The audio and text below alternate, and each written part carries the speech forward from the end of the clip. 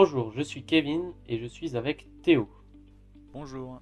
Donc nous sommes tous les deux étudiants en licence professionnelle web design à l'IUT de Belfort-Montbéliard. Nous allons vous présenter le site promotionnel de New Mobile Workforce via une analyse du graphisme, de l'ergonomie, de la technique ainsi que du contenu du site.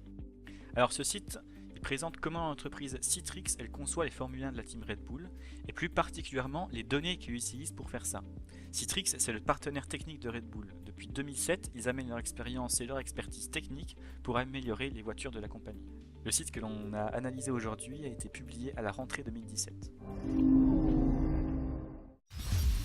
Concernant le graphisme, dès notre arrivée sur le site, la page de chargement nous installe directement dans l'ambiance du site, sous la forme d'un circuit. Le graphisme très futuriste, assez inhabituel, mais il est très assumé et ils n'ont pas fait les choses à moitié et ont travaillé leur style dans les moindres détails. Et toi, Théo, que penses-tu de ce design? Eh bien, je le trouve assez assumé en effet. Il utilise trois couleurs principales, le blanc pour les textes, le rouge comme couleur tonique pour certains textes et certains éléments iconographiques ou graphiques, et du bleu pour tous les backgrounds des différentes sections des pages.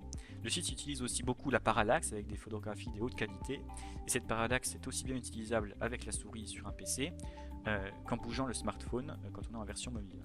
Il y a aussi un petit peu de 3D pour présenter certaines pièces automobiles, mais aussi pour représenter tous les différents circuits sur lesquels Red Bull a déjà concouru grâce à une planète que l'on peut bouger sur la dernière page.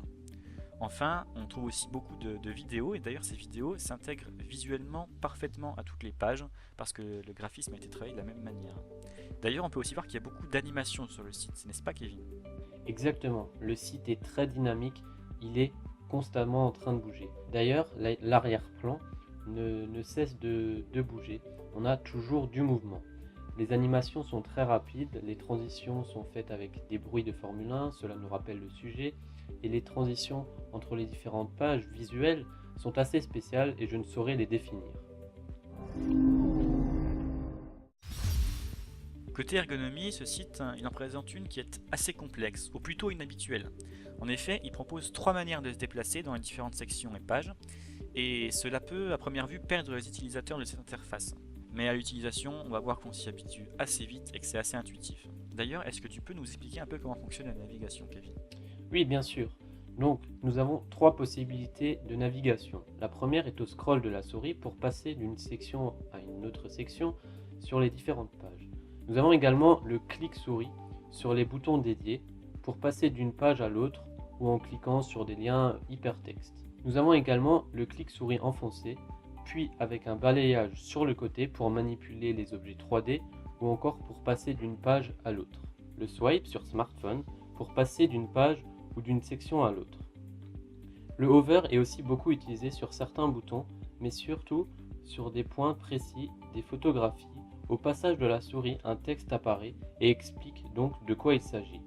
Sur la version mobile, il manque juste quelques hovers qui affichent ces précisions, et l'utilisateur mobile manque donc de ces petites informations. On notera que le site il ne possède pas de footer pour ne pas nuire à l'immersion de l'utilisateur, mais ça peut parfois tout de même être un peu déroutant parce qu'on a l'habitude d'en voir. On va voir qu'on s'en passe très bien ici.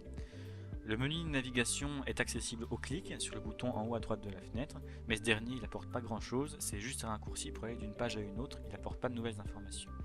Aussi, le site possède très peu de liens externes. Il y en a seulement deux dans le menu, qui permettent d'accéder au site de Red Bull ou de Citrix, et un sur chaque page, qui mène vers des pages spécifiques du site professionnel de Citrix, pour avoir des explications détaillées de telle ou telle innovation.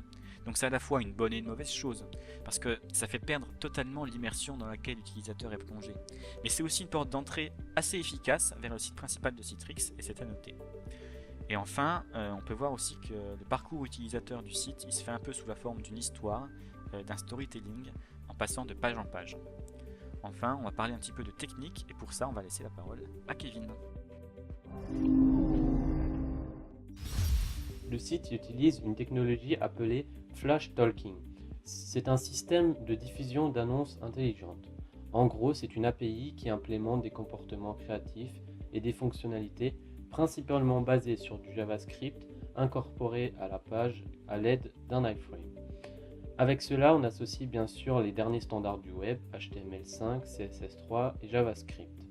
Ce site est totalement compatible entre les différents navigateurs Chrome, Firefox, Internet Explorer, et il est entièrement responsive et accessible depuis n'importe quelle surface tactile comme les smartphones et les tablettes. Pour conclure, le site possède un graphisme efficace et dynamique. Il possède une ergonomie qui peut sembler au départ assez complexe, mais qui au final se révèle assez intuitive et adaptée. Le site est bien optimisé techniquement, les chargements sont rapides, même avec une connexion où les débits sont limités, et nous avons trouvé aucun bug. Dans un monde où plus de 50% des requêtes se font depuis un support mobile, il est important qu'un site web soit totalement responsive et adapté au support mobile et tactile, et celui-ci l'est totalement. Toutes ces qualités lui ont donc permis de gagner l'Awards of the Day le 28 novembre 2017 sur le site des Awards. Voilà, c'est tout pour cette analyse. Merci de l'avoir regardé jusqu'au bout. Et si elle vous a plu, n'hésitez pas à aller voir toutes les autres analyses qu'ont créé la team 331. Et puis, abonnez-vous. Au revoir. Bye!